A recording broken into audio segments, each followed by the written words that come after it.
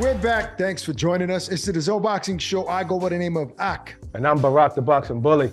Couple of fights to talk about this weekend. You know the big one, Caleb Plant versus David Benavidez.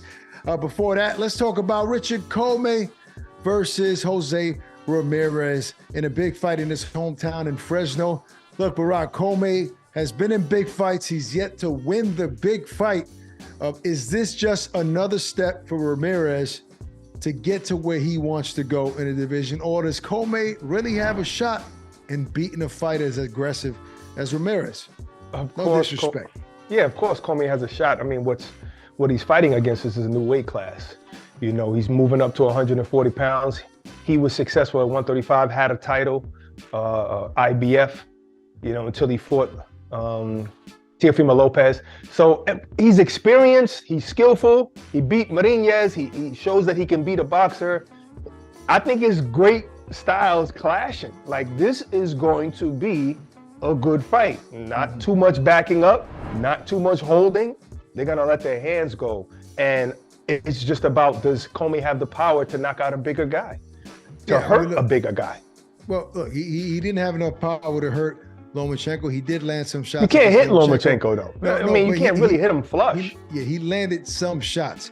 And maybe, you know, look, to your point, maybe 140 is better for him. Maybe he struggles to make 135 and he'll be more powerful. That's the case. You know, people often talk about the fact that when you're moving up in weight, your power is not going to be the same. A lot of times guys struggle to make weight and lose power and might be more comfortable at that weight class. So that remains to be seen, and we'll find out on Saturday night. I don't see Commey getting past a guy as young and as aggressive as Jose Ramirez. So I see him getting past that fight in a good fight, though. It is a great matchup in terms of style.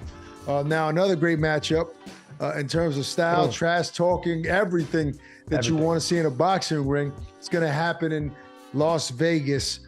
David Benavidez versus Caleb Plant. Barak, I mean, how much animosity? When's the last time we saw this much animosity? I mean, we did see Caleb Plant and Anthony Durrell have that. So is it Caleb Plant that kind of brings that out of people? He brought it out of Canelo for a moment. Is it his witty little subtle ways to trash talk really get underneath people's skins? That's a great point. First, I was going to say no, but then when you brought up the Canelo, Caleb Plant is that guy. He's that guy that he goes low. Like, if you're going to go at him, I think he could be super respectful. But if you say something about him, he's going to go as low as he can. That's why when it was Canelo, he talked about failing a drug test. Yeah, Canelo, in my eyes and a lot of people's eyes, he was exonerated because of the hair follicle test. Right. You know, but he still brought it up. You know, and then he's bringing up cocaine, you know, in David Benavidez's blood, like, and that's not making weight. Yeah, and that's, man, that hurts. That, especially when you're David and you're like, okay, I was 20 years old. I made a bad choice. You know, I moved on from that. And it's never happened again. I don't do that. I was in a dark place in my life, you know. That hurts. You know what I mean? So yes, Caleb is one of those guys that he goes, and you knock a guy out and you do the grave digger. Oh my God, you put the shirt on, you don't hate me. Putting the dirt on the grave, like, yo, then you have, we didn't know, he's a champion troller, you know, and he's bringing that confidence inside the ring. Like, it's styles make fights. It's two different styles clashing, but we've seen something different. If you think about it, all right, we look at common opponents, right? Right. And sometimes common opponents can say, okay, this opponent was fought with this style. The same opponent was fought with this style from this particular fighter. Now, David Benavidez, they both fought Anthony Durrell and Porky Medina. Now, back in the day, Porky Medina something about that name, Porky Medina, but go ahead. All right, but in 2017, Benavidez stopped Porky. In 2018, Plant went the distance with Porky, but outboxed him. Porky was the guy that knocked out J. Leon Love back in the day. Right. You know, but tough fighter, you know what I'm saying? Tough fighter who can crack, you know, a little bit. So that was the styles back then. Now, if you fast forward to a common opponent, which is Anthony Durrell, it was 2019, I believe, with Benavidez, who stopped him in the 9th round, but it was due to a cut. Didn't drop him, get him hurt. He was pummeling him, though. He was teeing off on him. Regardless, it wasn't just a cut. Regardless, he wasn't belligerent all over the place, like, you know, hurt. He wasn't really that hurt. You know, he had a bad hurt. cut. He was hurt. Come on, you know what I'm talking about? He hurt, wasn't knocked out cold, but he was hurt. Remember Deontay Wilder versus Ortiz in the 7th round? He came back to win, but in the 7th round, he was hurt. A referee probably could have stopped it, but he didn't, and Deontay Wilder won it. So it's like he wasn't hurt like that. And then, but look at what Plant did to him in Brooklyn in the same round, 9th round. He won bigger. So now it's like, two different styles, but now Plant is sitting down a little bit more on his punches. And not only that, Barak, I think it'll be a different fight. I think even more than that, the confidence that Plant has developed over the years from sharing the ring with Canelo Alvarez and having great moments in that fight, even in a loss. Obviously, the big knockout against Terrell. He's been in a big fight. That does something to you psychologically. It's safe to say that Benavidez hasn't been in a fight of that magnitude. He's about to be in a fight of this magnitude this Saturday in his pay-per-view card.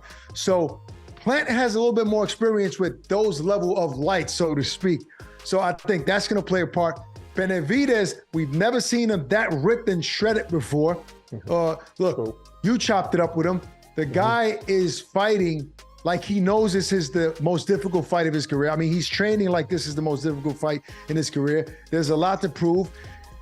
Caleb Plant, yes, he gets under people's skin. He doesn't get aggressive. Benavidez is a guy that's going to curse, that's going to be very disrespectful, and Plant does it in a subtle way. So these dudes probably are never going to like each other. They're probably not going to be friends. I mean, even though we've seen this type of stuff happen before, Barak, and after a war, guys have a certain level of respect for one another and shake hands.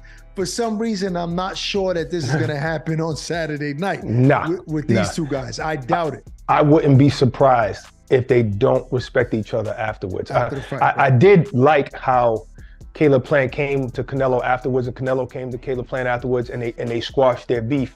They kind of both apologized or whatever, or really explained themselves. You know what I mean? And that was squashed. But I don't know if that's going to happen here. I sense a genuine animosity, and you're right. I spoke to David Benavidez, and he was like, I asked him, I said, is this fight going to be more satisfying if you win than even winning a title? Because he won a WBC title twice, you know? And he says, yes. And this is not even a title fight. So it's a fight against a former champion, a really, really good fighter, and his best fighter to date, best opponent to date. I mean, both these guys have been champion of the world. So, I mean, think about this. This is a pay-per-view fight, just as Tank Davis and Ryan Garcia is, and no championship on the line, no world title on the line. So that goes to say how big these stars are, how great this matchup is. This Barak is truly a 50-50 fight. In so many respects. I mean, I say like people like us call it a 50-50 fight. I say most people would lean towards Benavidez because he's the bigger fighter. He seems to be the stronger fighter.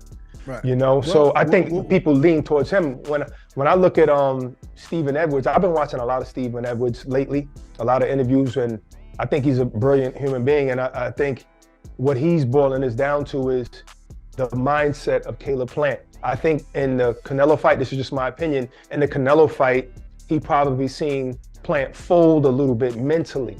Maybe gave Canelo a little bit too much respect. And he's feeling like if his fighter can stay strong mentally, then this is his fight against Benavidez. No doubt.